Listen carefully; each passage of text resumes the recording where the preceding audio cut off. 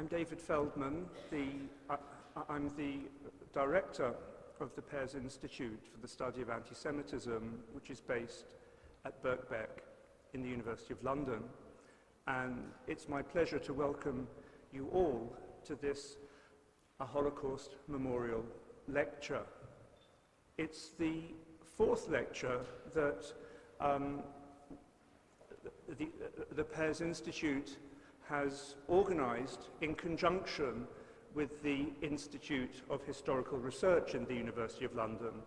And it's a great pleasure to see that partnership renewed under the Institute's new director, Professor Lawrence Goldman, who will be speaking at the end of this evening's event.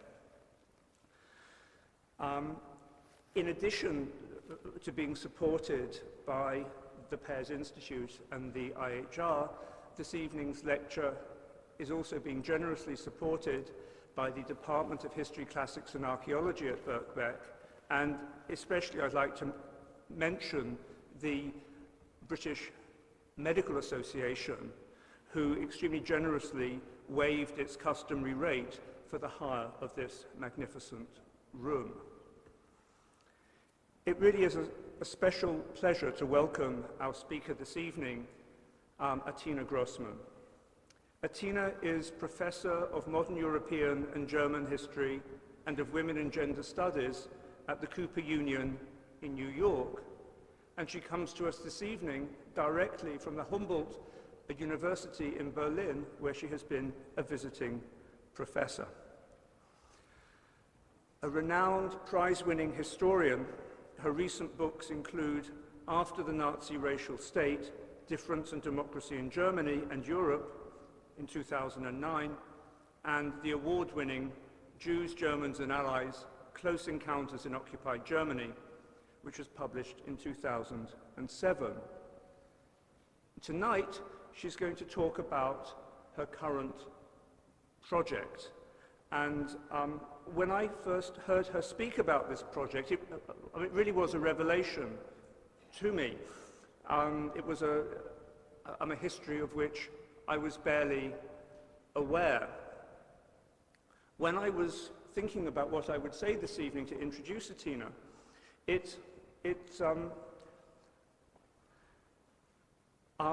a memory of my father's cousin Michael came into my head.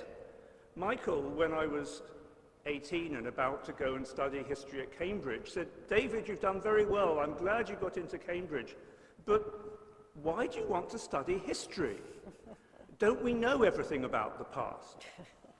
And one of the, I think, revelations of Atina's research is simply that she shows us that we do not know everything, or did not know everything about this particular past, and Atina's work helps us to think about it anew. So it's with great pleasure that I introduce Atina Grossmann, speaking on remapping survival, Jewish refugees and rescue in Soviet Central Asia, Iran, and India. Thank you, David.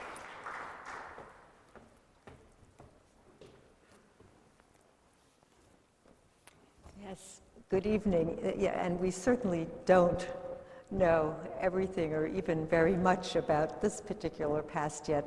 So I too want to thank all the sponsors and especially David Feldman for making this happen, and thanks to all kinds of venue and scheduling difficulties in this rather intimidating and impressive room. And so I'm very pleased to be here tonight. And as I said, we just came from Berlin, where, of course, we've been very much aware of the date yesterday and the events of this week. And so this is a part of the story that isn't generally mentioned when we talk about liberation or aftermath or the experiences of the Holocaust.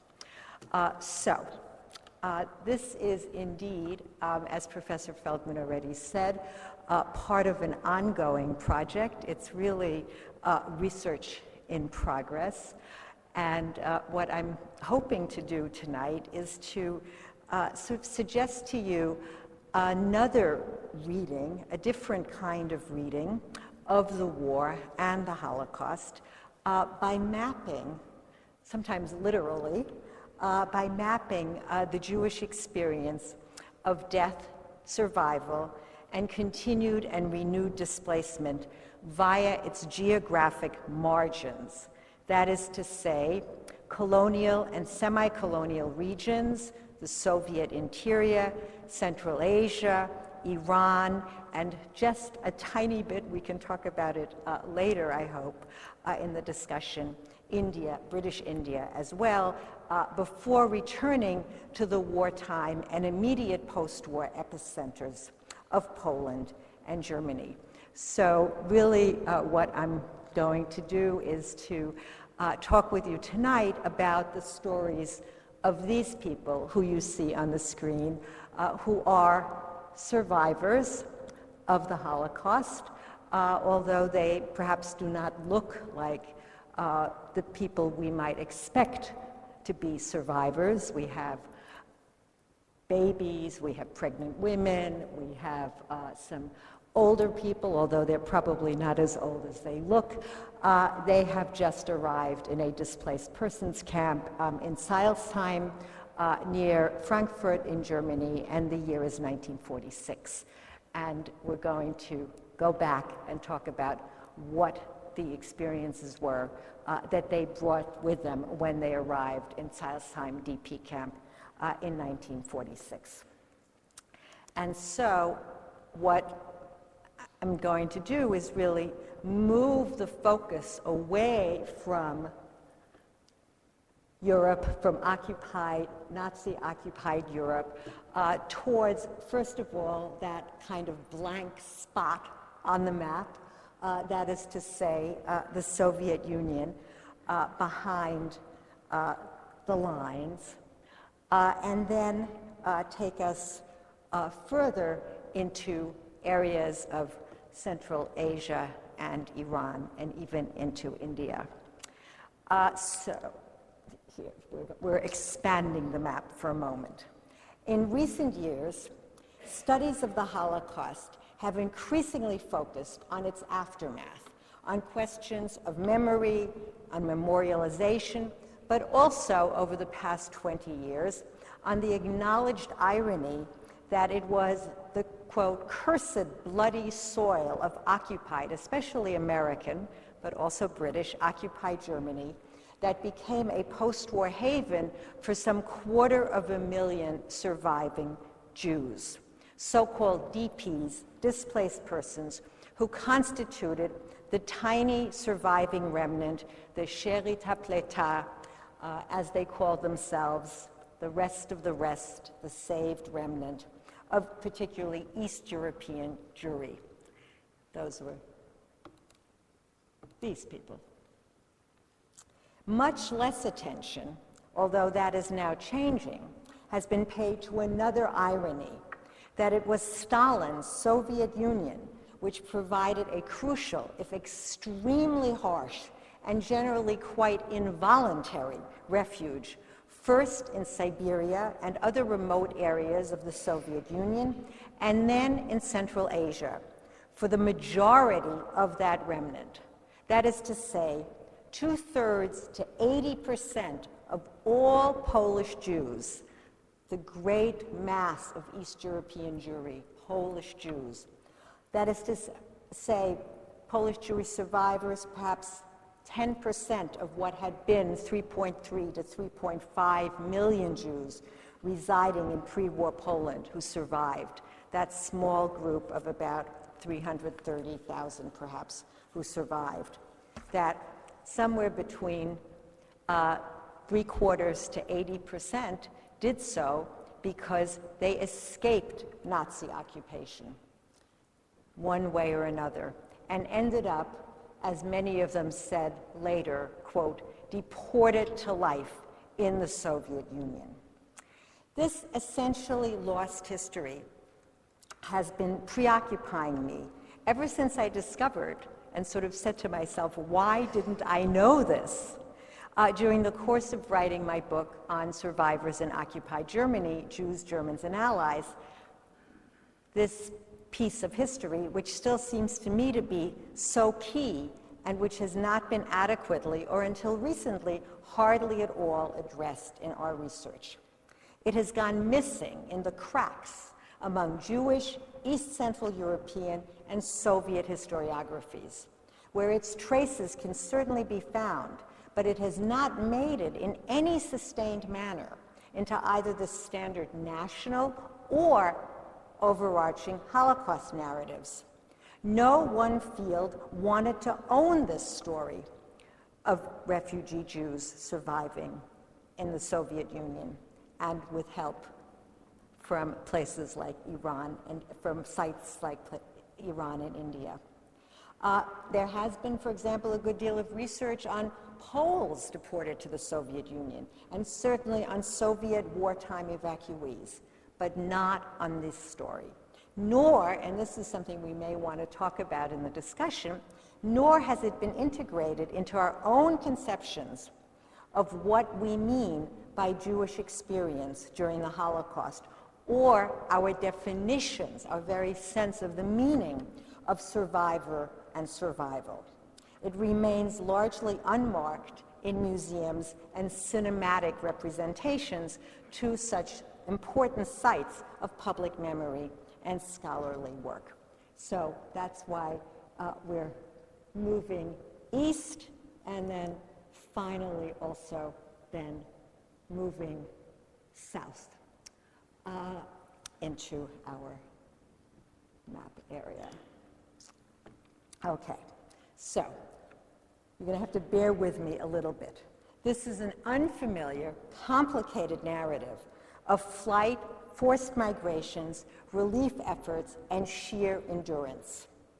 And there is still, after all these years, 70 years after the liberation of the remnants of Auschwitz, so much that we do not know. Who are we talking about? We're talking about some of these people who are, in fact, some of the same people you might have seen at the beginning, several 100,000 Jews. Some of them Polish, Ukrainian, Lithuanian, depending on shifting borders, Jews from Western Poland had fled the advancing Wehrmacht into those parts of Eastern Poland that had become Soviet after the Molotov-Ribbentrop Pact of August 1939. There were also smaller numbers of German, especially Austrian Jews who had fled to the Baltic republics in 1938 and were then also became part of this group when Estonia, Latvia, and Lithuania were Sovietized.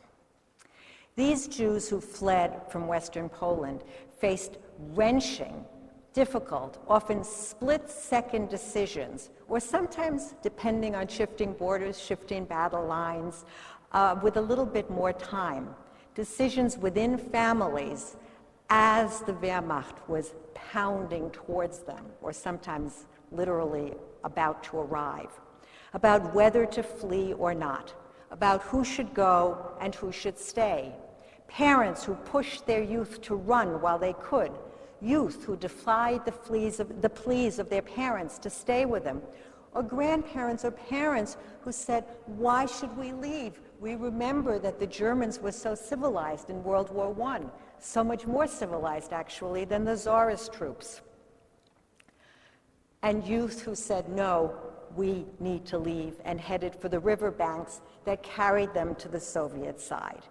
All of these were decisions made in panic and uncertainty, without any possibility of knowing the full situation, much less any inkling of what would soon transpire under Nazi control. Families expected that even if they split up, that they would be reunited. More men than women fled, also under conventional gender assumptions that men were more endangered than women, more likely to be drafted, more likely to be arrested, more endangered. More youth than older people fled. all actions that would become dramatically evident in the demographics of the Holocaust itself, in the gender and age balance in the ghettos and in the death camps. Sometimes the Germans actually forced Jews across the border. Sometimes the Soviets let them in. By November, after the war had started, they were demanding permits, but still Jews continued to run east, to run for their lives. Having escaped the Nazis, these Jews from Western, now German-occupied Poland, then, soon thereafter, several months later, in 1940, faced a new crisis, deportation as suspect foreigners in a land now allied with Germany, the Soviet Union, to camps like this, forced labor or so-called special camps in what is generally referred to in memoirs as Siberia. But in fact, Siberia could serve as a cipher for other parts of the vast interior of the USSR, including the Urals, Kazakhstan, or, as in this case, camp number 53 in the Autonomous Republic of Komi, near the Arctic Sea, west of the Urals.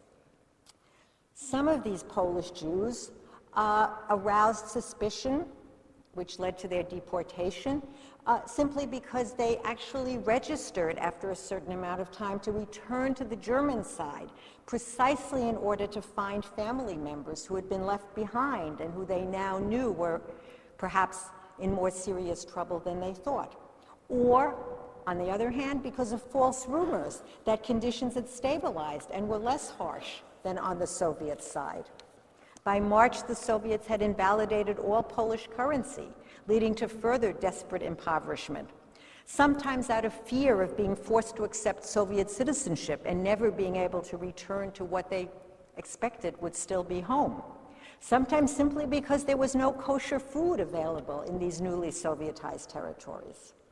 At the same time, local Jews living in what had been Eastern Poland, many of them relatives of those across the border, who were just adjusting to novel Soviet control, merchants, shopkeepers, Zionists, observant Jews resistant to the new regime, were denounced as capitalists, and together with the refugees from the Germans, their brethren from the West, no one quite knows how many. This is a story where numbers are very, very hard to come by, though there are historians working very hard on trying to figure them out. But maybe 400,000, maybe 500,000 Jews were subjected to this deportation to life, or at least the possibility of life, in several waves. They were arrested in the middle of the night or early morning hours, joining actually a long history of Tsarist and communist deportees. They too became deportees, given a few hours to collect their personal belongings, and then taken usually to a waiting, unheated train, which carried them in fits and starts, often over weeks, eastward, northward, generally under quite brutal conditions, which some, again, we don't really know how many, did not survive. However, by this twist of history, which then, with the onset of the war, intersected in complicated ways with the general mass evacuation of Soviet civilians, including about 1.2 to 1.5 million Soviet Jews into the interior after June 1941, as well as broader deportations of non-Jewish Poles and other suspect foreigners, including 1 million plus ethnic Germans. So you have to imagine this sort of world of forced migration in the chaos of the pre-war period and then the beginning of the war on the Eastern Front. Several 100,000 Polish Jews escaped the exterminatory German onslaught that followed the invasion in June 41. Escaped precisely those horrors that engulfed the border territory that Timothy Snyder has now publicized as the Bloodlands. These Jewish deportees labored in factories, mines, forests, or on collective farms.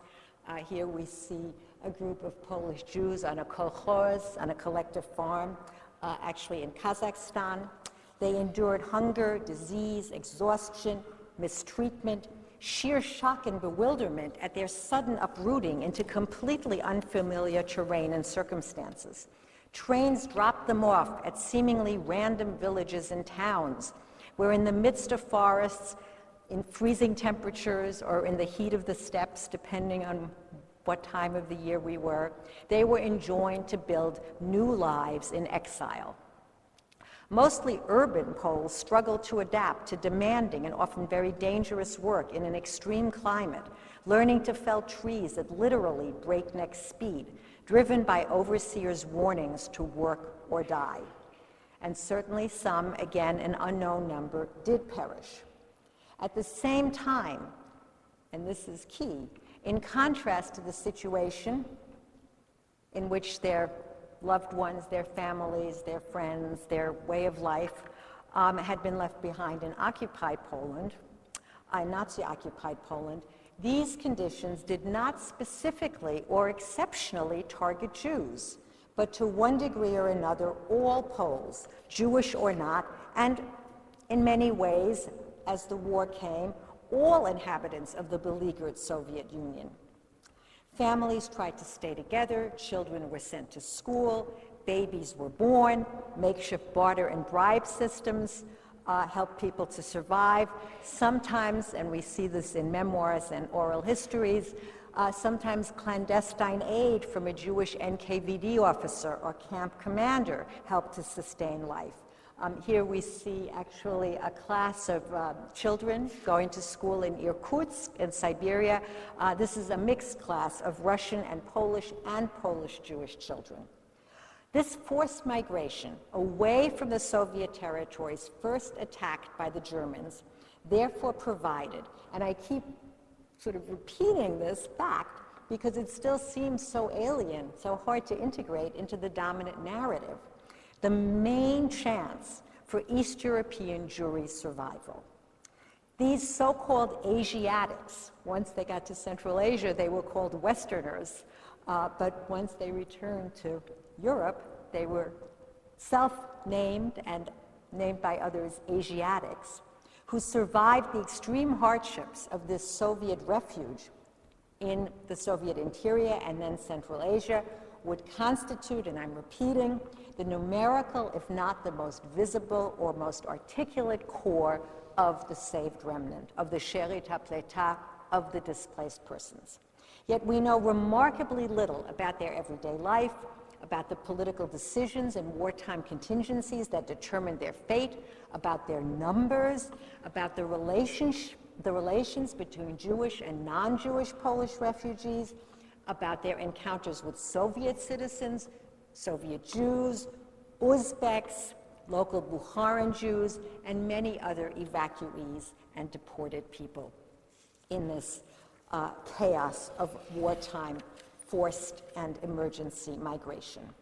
We do know that in the summer of 1941, after the German invasion, with the Soviets in dire need of Allied support, Stalin negotiated an amnesty, the Sikorsky-Maisky Agreement, and Sikorsky, of course, will be a familiar name to many of you, with the Polish government in exile, now located in London.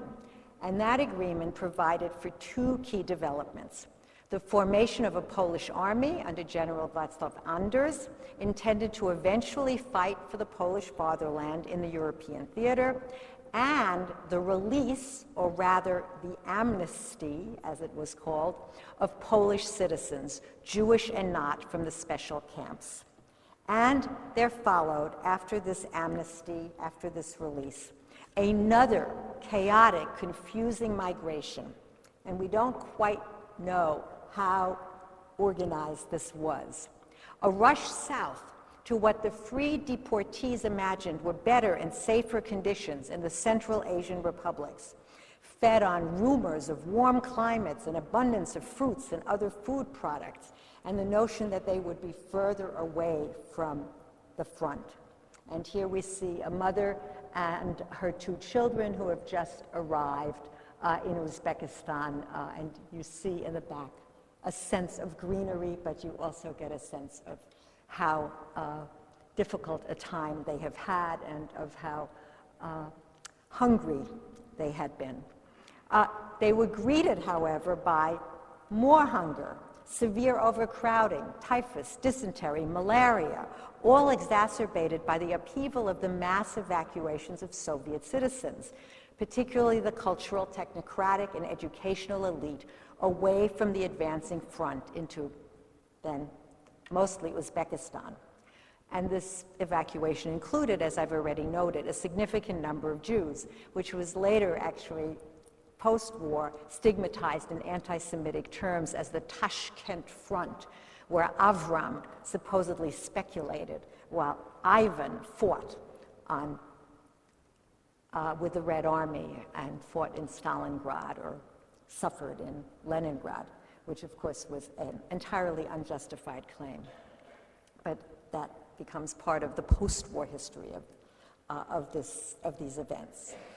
But these Polish Jews found also an amazing variety of wartime improvisations once they got to Central Asia. Universities and theater troops in exile, Red Army recruiters, NKVD agents, local Uzbeks, mostly Muslims, undergoing their own difficult and ambivalent processes of Sovietization. Tashkent in particular had been imagined already in Tsarist times and then in revolutionary times by Soviet planners as a kind of model colonial and then post-colonial city. Confronting these locals who were bewildered by and often resentful and suspicious of the sudden influx of Western Soviet evacuees and Polish refugees. Sometimes, however, also astonishingly generous, given their own poverty and deprivation. From 1941 to 1942, and according to some records into mid-1943, all Polish refugees, Jewish and not, were at least minimally supported by the London-based Polish government in exile, which was in turn dependent on its British hosts and on private donations, including many from American Jews in North America and from Poles in general for its funding. In an unusual arrangement, the government in exile maintained an official embassy in Kubichev on the Russian-Kazakh border, now Samara. That's another interesting factor here, that we're always dealing with changing names. And some 300 welfare offices throughout Central Asia. And just to give you a sense, here you see children gathered together. Again, this is a mixed group in an orphanage, and you see that it says Bukhara, Warsaw. This is a photograph from Bukhara. I can tell you later about the origins of some of these photos and why so many of them are from Bukhara. Here you see a group of children in Andijan, also in Uzbekistan, actually doing a radio broadcast for the Polish government in exile, which is going to be transmitted back to London. And here you see in Bukhara a group of Polish Jews holding up Yiddish newspapers and Yiddish newsletters, which again already gives you a sense about what a very different world we are living in than the world that these Polish Jews had escaped.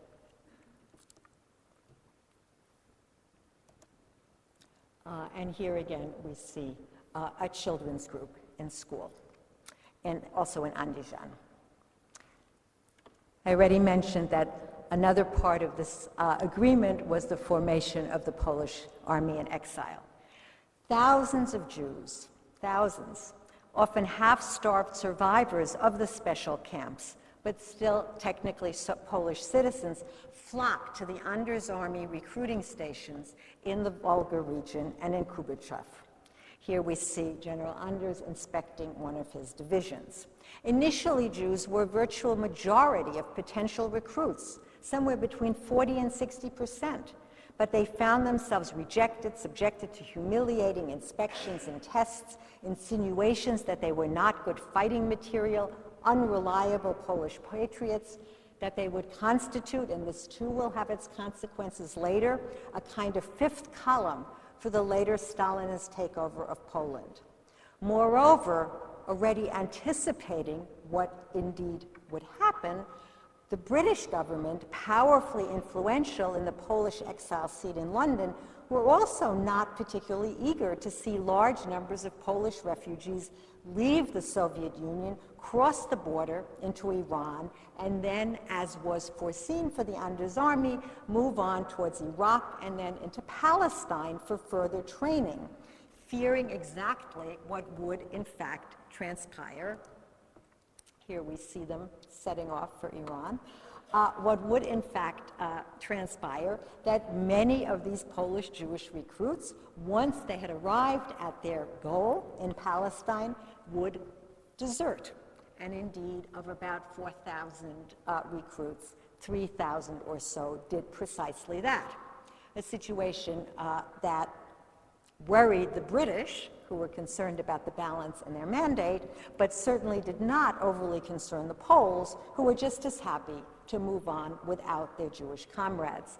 And some of you may know, of course, that the most famous deserter was none other than Menachem Begin, who writes about this in his memoirs, White Nights, except for the fact that he insists he wasn't really a deserter. He was honorably discharged, but that's a very unlikely claim. Jewish representatives also accused the Polish authorities of allowing or coercing Jews to be granted Soviet citizenship at a dangerously fast rate. There was a passportization drive already in January of '43, thus assuring that fewer Jews would ever be able to return to a liberated Poland. In a poignant indication of how the situation in Nazi-occupied Europe was not known, was misunderstood, couldn't be known by those isolated in Central Asia, Jewish Poles complained in 1942 that this policy represented, quote, an easy way to get rid of a great number of Jews. This may create extremely great difficulties for these people when hundreds of thousands will want to return to their families after the war. Between mid-1942 and early 1943, the situation of these Jewish refugees, who were already contending with hunger, epidemics, housing shortages, as well as the death and separation of family members in an entirely unfamiliar alien environment, became even more precarious due to the worsening of relations. Final breakdown in April 1943. I know there's a lot of facts being thrown at you, but this is a geopolitical story. After Stalin had rejected an investigation of the discovery of the Katyn graves. So therefore, there was this breakdown of relations between the Soviet Union and the London-based anti-communist Polish government in exile, which meant that Jews who had been aided, albeit in often discriminatory fashion, along with all other Polish refugees, by their national representatives in that consulate, in those welfare offices, which were now closed. Many of the people who staffed them, in fact, were killed, were now completely on their own in this exotic, unfamiliar, and volatile exile. And in response to this emergency, a new and quite remarkable initiative emerged, which has to do with the story of American Jewry and their involvement in rescue and relief. The American Jewish Joint Distribution Committee, the major Jewish relief organization established in the U.S. right at the beginning of World War I, set up an operation headquartered in Tehran, which together with a Jewish agency from Palestine and various Landsmannschaften of Polish Jews, mostly in Palestine but also in the United States, sent donated food and supplies to suffering relatives in Central Asia through a so-called Persian corridor, the same corridor that these members of the Anders Army are traversing.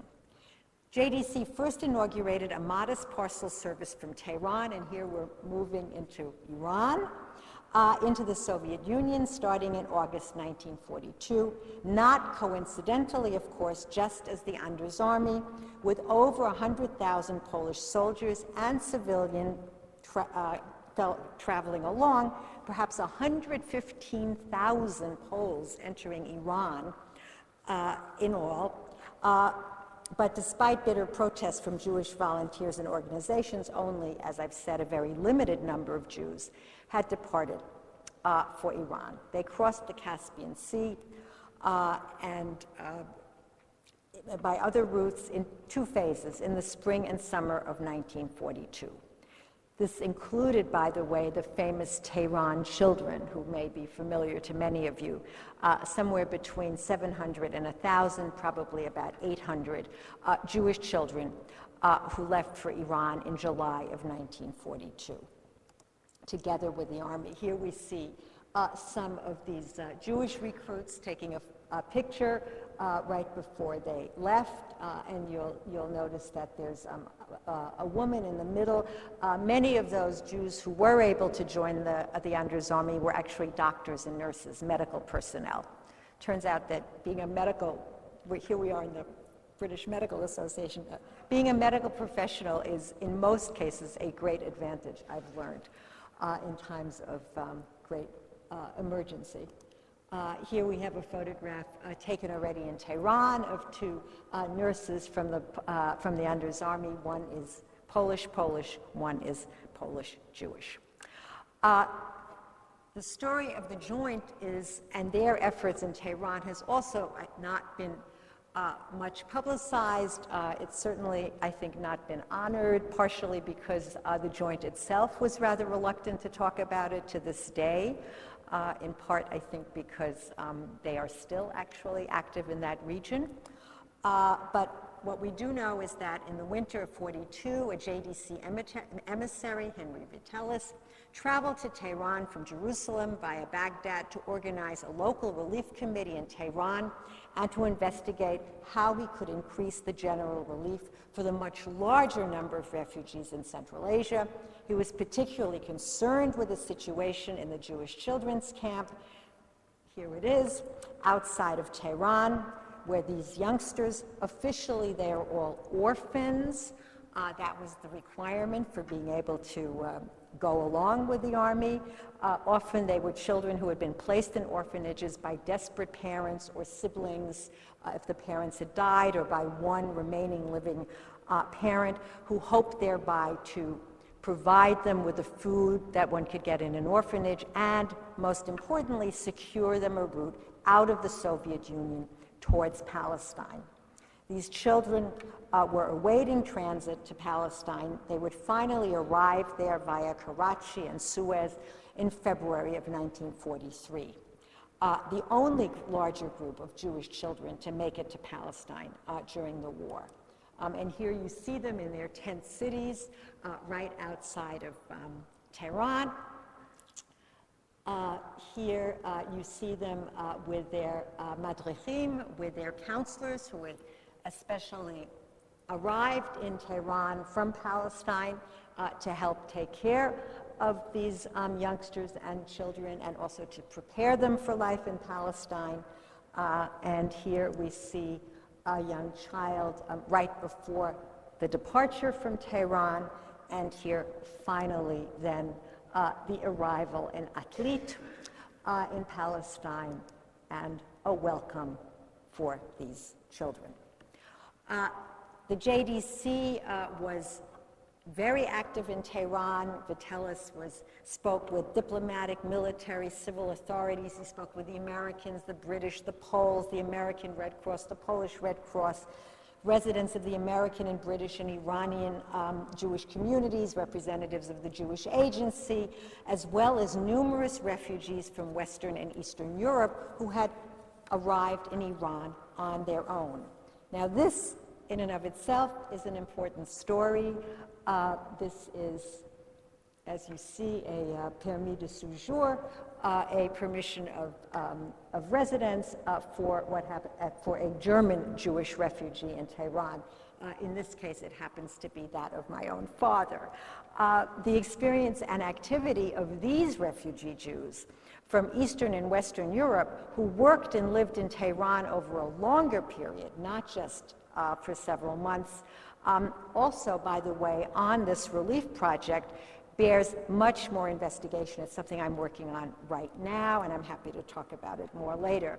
It's a story of Jewish refugees, many of them Western Jews, in excruciatingly ambivalent positions, stateless, having left behind their homes, their livelihoods, their professions, contact with the families they've left behind, with no sense of what future they might face, but nevertheless, and this of course is a familiar story also to Jewish refugees in other parts of the non-Western world, but nevertheless also Europeans, oddly privileged, adventurers in exotic colonial or semi-colonial non-Western societies.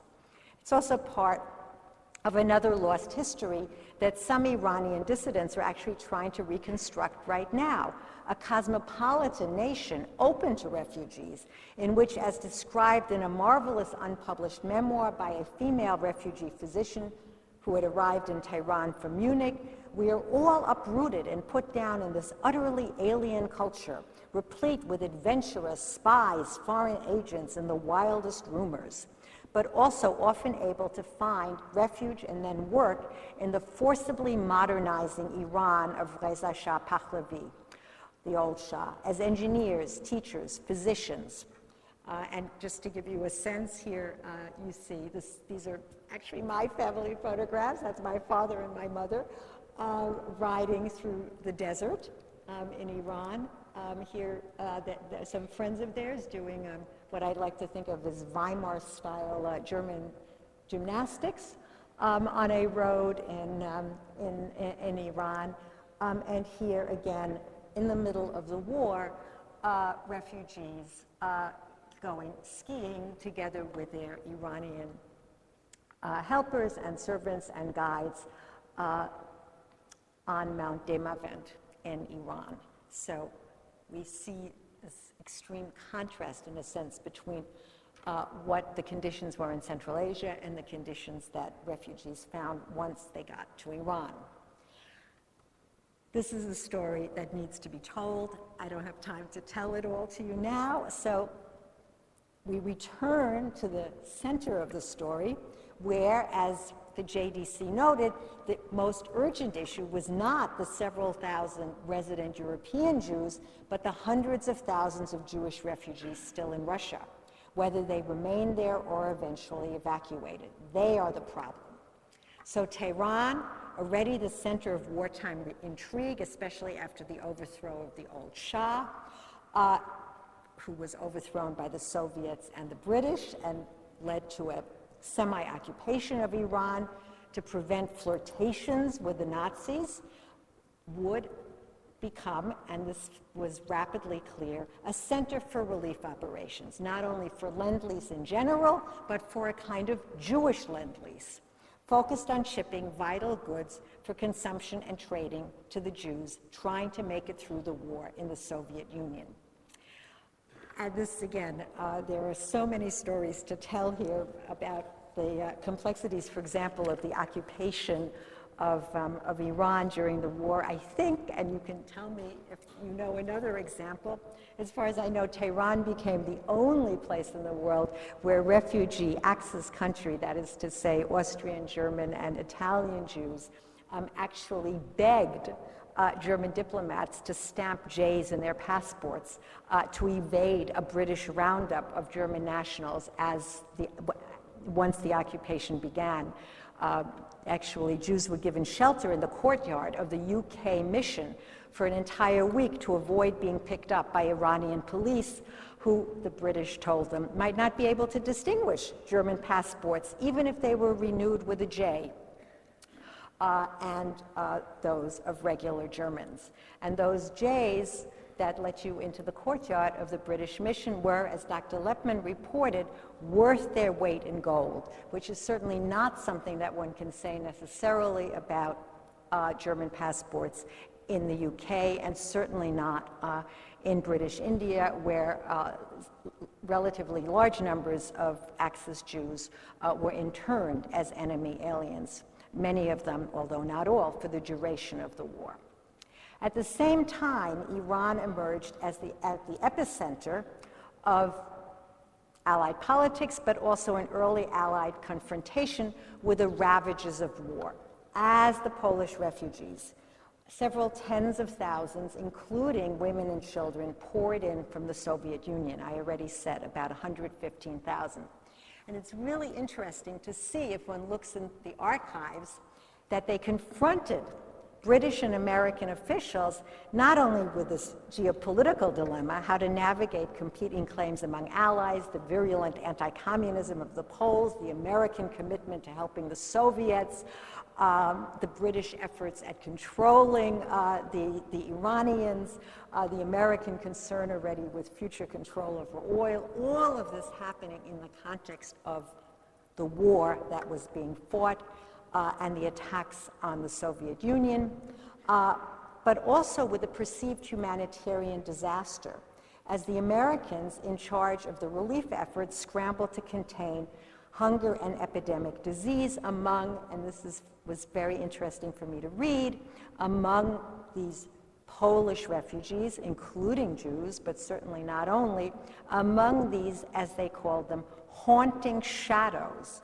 literally skin and bones, for these arriving, particularly women and children, in a situation that the American Red Cross representative for the Middle East, who had been hastily summoned from Cairo to deal with this humanitarian emergency, referred to in 1942, right after the first Anders wave arrived, as, quote, this awful Holocaust, small h. Finally, between July and November 43, just prior to the November-December 43 Tehran conference, which of course confirmed mutual war aims, the JDC, cooperating somewhat uneasily with the Jewish Agency, they always had some little conflicts around orderly accounting especially, organized this lifeline to support the Jews scattered throughout Kazakhstan and Uzbekistan. They set up a parcel program, a central warehouse, a virtually independent post office where they could avoid customs dues and inspections. And since the Soviets banned any aid shipments to sectarian groups, each circa 10-pound parcel filled with everything from blankets to sugar and tea and soap, and in this case matzah, both for use and for bargaining on site, had to be mailed to individual recipients. And these recipients were found by name from members of the Anders Army and also from these Landsmannschaften who knew or suspected that there were relatives in Central Asia.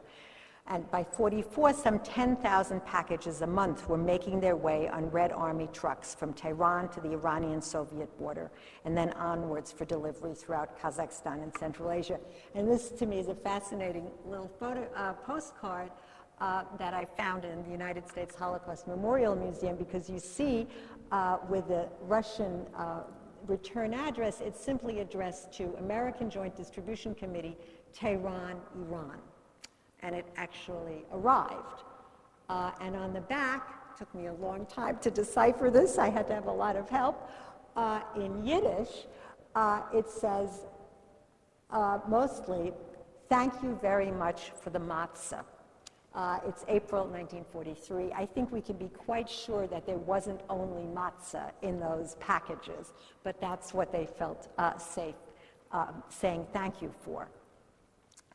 So what emerges from the files of the JDC is really a rather multifaceted, sometimes quite dangerous, certainly adventuresome operation to support these refugees that was spread throughout the Middle East. There were outposts in Cairo and Beirut and Jerusalem, as well as in Bombay.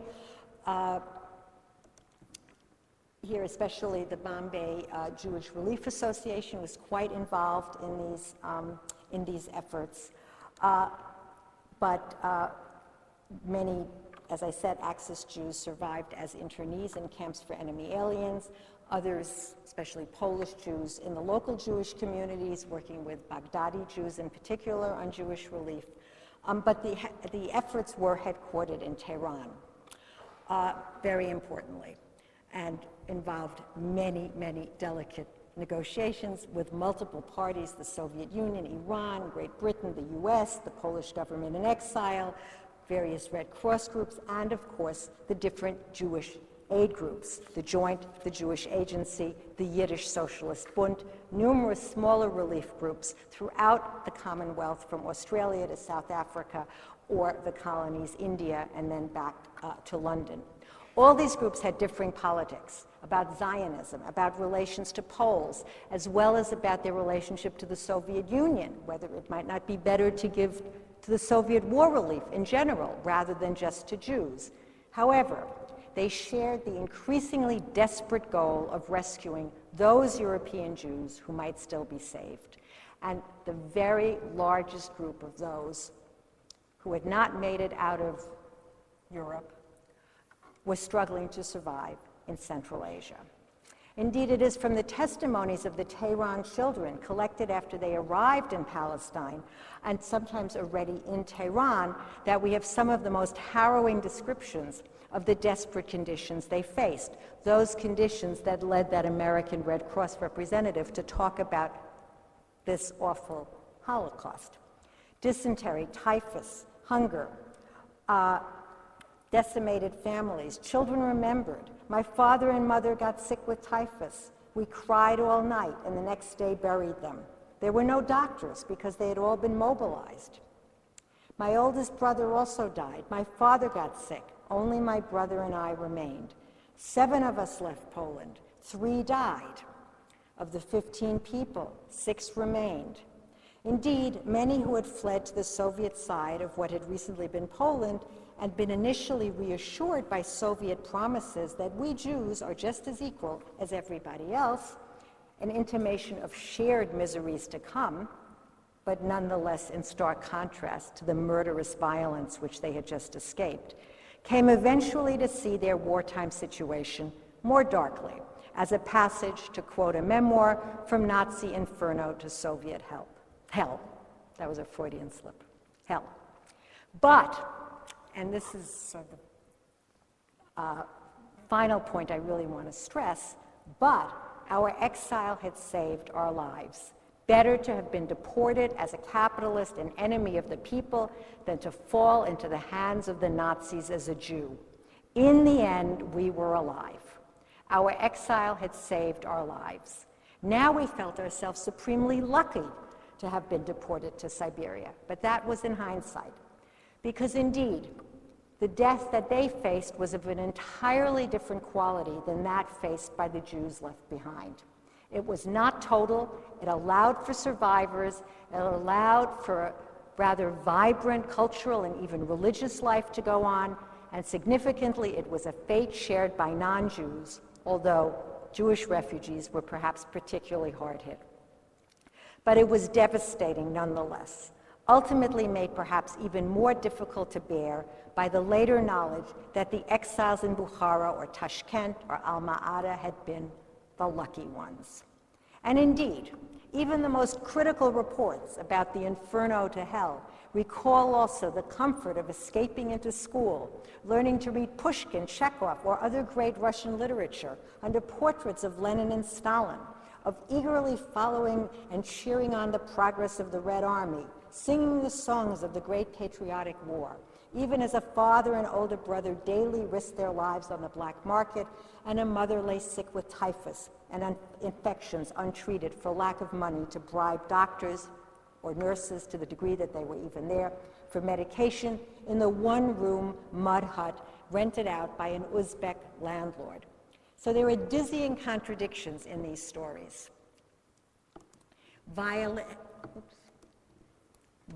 lessons and language courses, or even medical training with some of Moscow and Leningrad's most gifted artists and leading academics in makeshift evacuated high schools and universities. Or, as we see here, actually working in factories and being able to make a living. This is the Sparta shoe factory in Bukhara. Here we see a Polish women's club in Bukhara. This is again mixed. These are photos from the Holocaust Museum, so we know that these are Jewish women as well. Here you see a young people's club, again in Bukhara, Obviously, these are not the kind of photos you would see coming out of wartime Poland.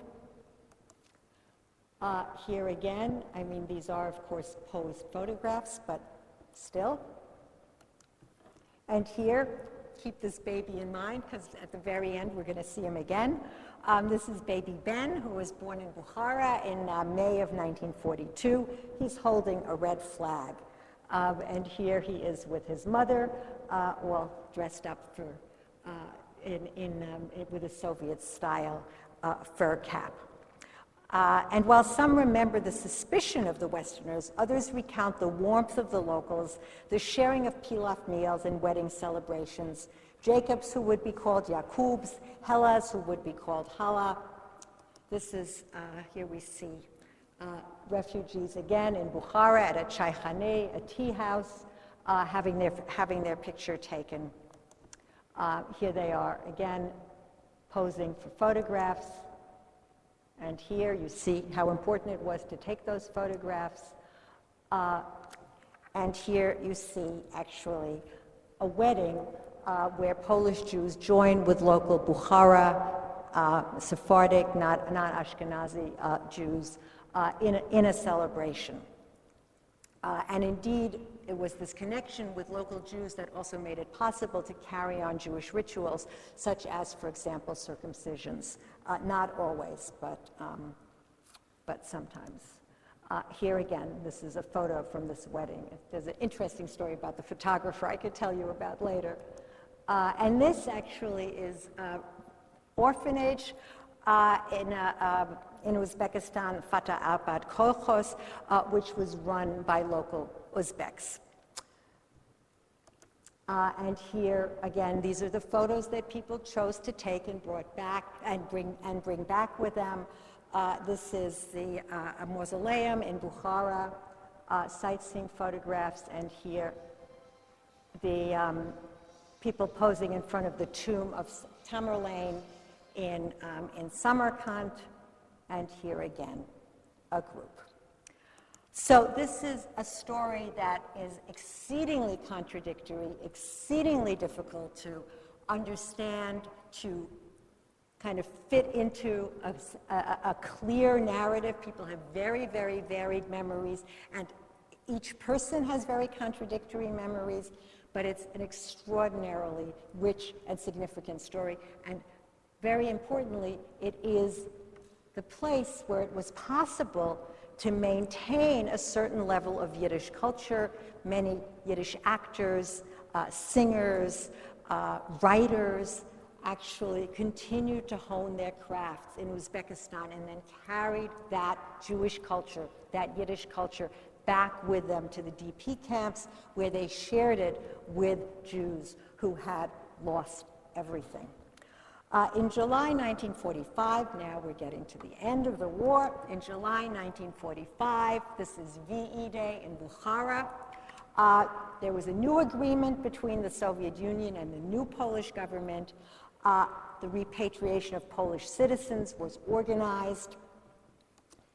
Jews returned, yet again, on trains. They were repatriated, but they were repatriated to what had become, and what they really did not know was, a vast graveyard, as they said. So the refugees returned to Poland. We don't know how many, probably around 200,000. Some estimates speak of 230,000 until 1949. They arrived after long, circuitous, arduous journeys, many of them between February and July 46, just as not coincidentally, post-war anti-Semitic violence reached a climax in Poland with a notorious pogrom in Kielce on July 4th. And it's not an accident that those two events coincided, because it was not the very, very tragically few survivors who emerged from the death camps and the labor camps, and from hiding and from passing on the Aryan side, or even from the partisans who constituted this larger group of Polish Jews that aroused so much anger and fear and resentment among Poles who thought that they had been gone and that their property and their possessions were now theirs. This is a very important part of the story of post-war Polish anti-Zionism and anti-Semitism. Some trickled back even later, after their release from camps and prisons, and when the train loads, and it's really important to remember these are train loads, we have some extraordinary descriptions of these Jewish repatriates arrived in Łódź, in Radom, in Krakow, in Warsaw. The few survivors of the ghettos, the camps, and hiding turned out to welcome them in gait, as they wrote. In a world where among the several 10,000 of 3.3 million Polish Jews still alive, there were hardly more than 100 Jewish families which still stood intact. We came to gaze on, quote, walking miracles. Whole Jewish families, complete with fathers, mothers, and children. Of course, that wasn't always the case. But still, other refugees recalled, when the women saw our children, they could not believe their eyes. They all said, "You still have children. Ours have all been killed." It was at these border crossings that the Asiatics first came face to face with incontrovertible evidence of the Nazi atrocities, rumors that had been dismissed as Soviet propaganda.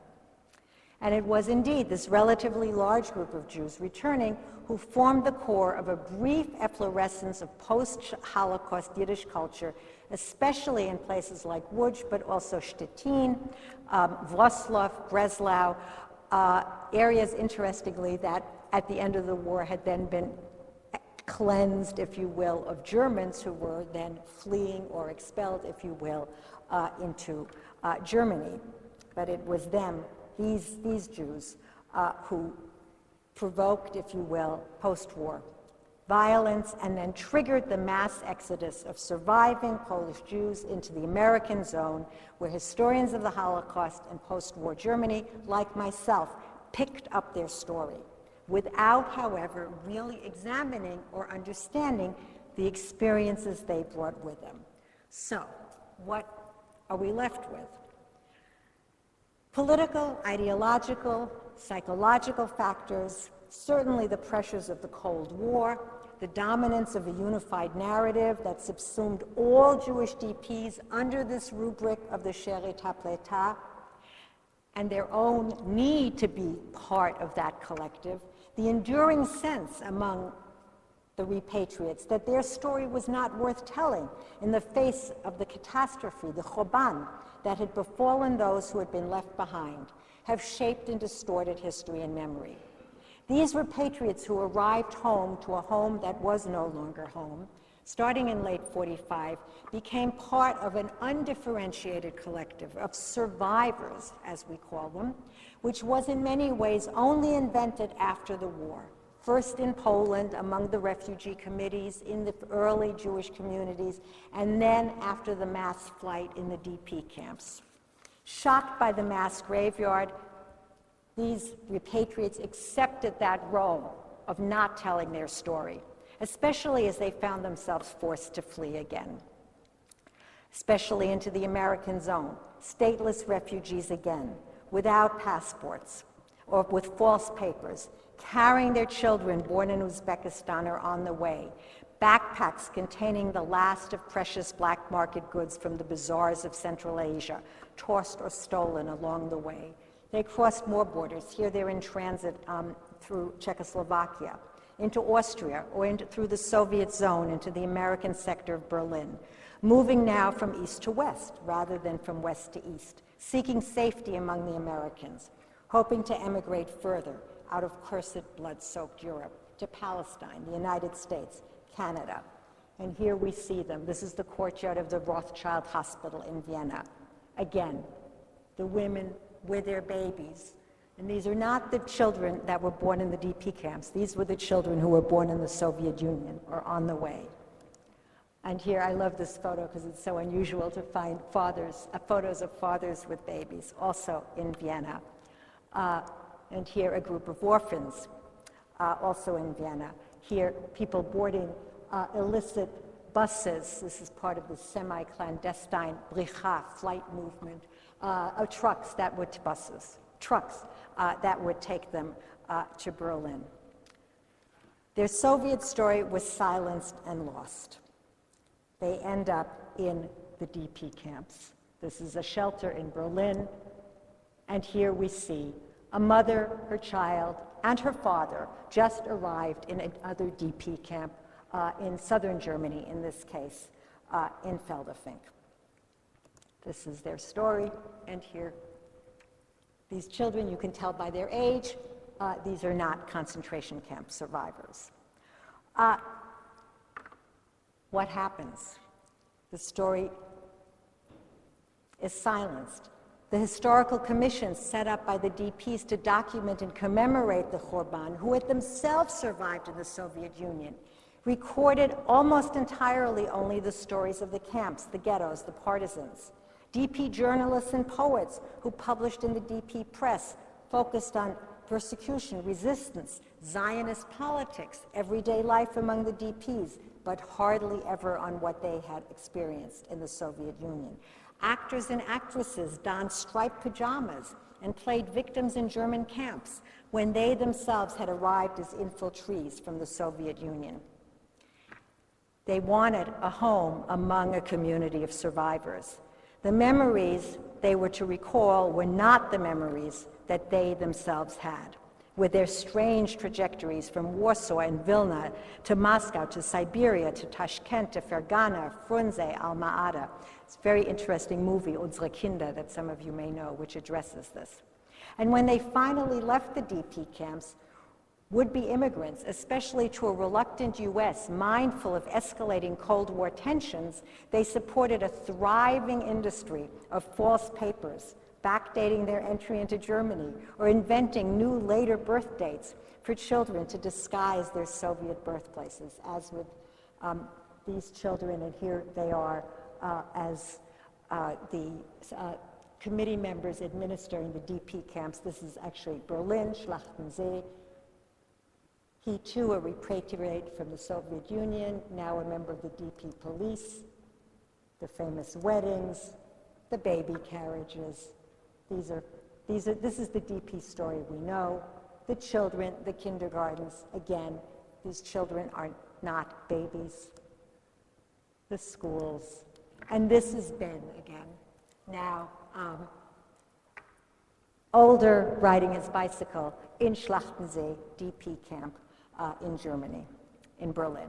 So, this overarching story of the Holocaust, its victims and survivors, has effaced many other stories that we need to know. The highly ambiguous role of the Soviet Union as the site where, with some significant financial support from American Jewish aid organizations, the great majority of at least Polish Jews, the majority of East European Jews, had survived. And there's a great deal more to be said about the JDC. And I think it's important to realize that these facts relativize, albeit in surely marginal ways, the dominant story also of U.S. And especially State Department indifference, if not hostility, to the fate of the Jews. And one might think about the contrast to, for example, to the anxieties of empire, which so severely limited British rescue efforts in places like India or Kenya or the Caribbean, as well as Palestine. So here on the geographic margins, the only truly viable rescue efforts could still be mounted, even before there was a clear sense of the scale of the catastrophe. But there was a palpable sense of agency and mission. So the more we learn about this, the more complicated this remapped history becomes. Arguments about definitions of survivors, generally considered in terms of differences among pre-war refugees and survivors of Nazi occupation, become even more vexed. In fact, if we, as many do and still do, discredit these people as survivors, then the number of actual survivors and their descendant generations becomes drastically smaller, even more tragically small. Today, and I haven't been very recently to the Imperial War Museum, but certainly in the United States Holocaust Memorial Museum, these people do not exist. They are counted and identified collectively as survivors, but we do not know about their wartime experience, nor have they been recognized as such. Sometimes people are even worried that if we disaggregate this collective, that the post-war German argument about the DPs being really refugees from communism and not victims of Nazism, that their fate was the normal misery of wartime and not the particular horror of the final solution, thereby absolving German guilt, that if we tell this story, we might revive or reactivate that story. So we have so many questions. What was the role of this repatriation in inflaming Polish post-war anti-Semitism? What role did the uniformly negative memories of Poles' deportation and exile play in these post-war anti-Semitic outbursts?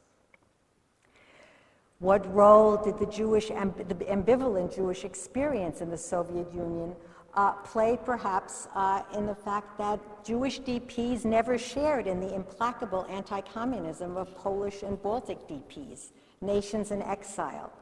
How do we see what I wrote about in my book, these many pragmatic close encounters among surviving Jews and defeated Germans in a different light if we realize that their most recent experiences had been with Poles and Russians, Soviets, and not with Nazis? How might we understand the often stigmatized and anti-Semitic terms post-war black market among DPs if we think of it not in terms of the extreme conditions in Nazi ghettos and camps, but in relation to the barter and rationing systems that made for survival possibilities in Siberian labor camps or on Lenin streets in Central Asia? There are so many stories. How did this affect this national security-obsessed immigration politics of the Cold War Western powers, especially the US? How did it affect the relationships between the young state of Israel and the Soviet Union? All of these tales of survival, forced labor, arrests and sudden releases, encounters with staunchly communist Soviet Jews, hardship and exoticism remain alien to our standard narrative. They are difficult to integrate into personal as well as public memory. Here they are again, these children.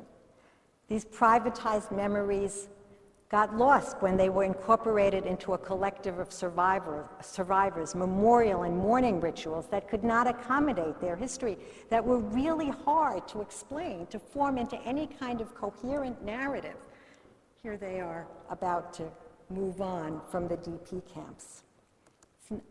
Here they are in the DP camps. It's not an accident, I think, that so many of the memoirs, particularly of this group, contain maps.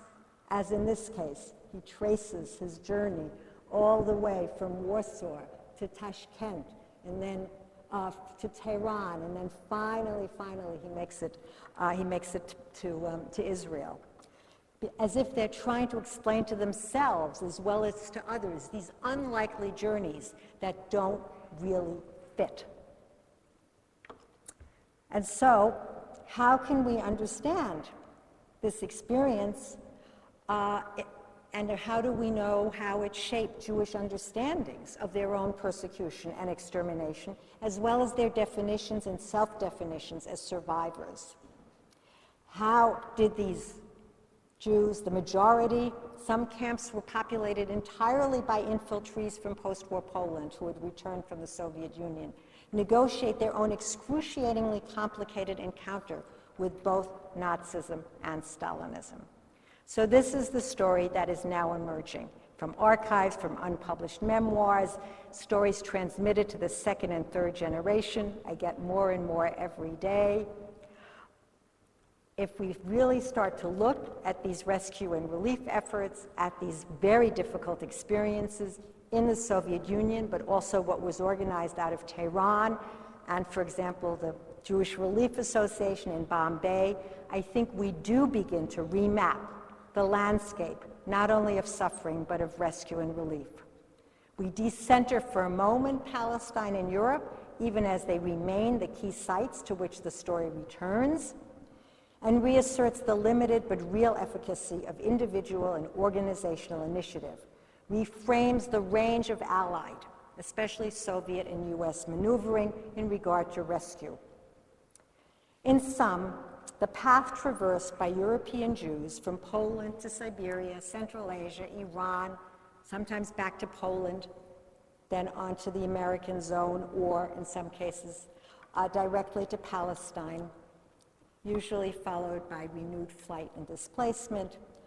All of these stories, if we tell them, I think will remap and rethink the history that we are commemorating this week, rendering it transnational, multidirectional, in challenging different ways, and helping us to understand the Holocaust, its victims and survivors more deeply and more comprehensively.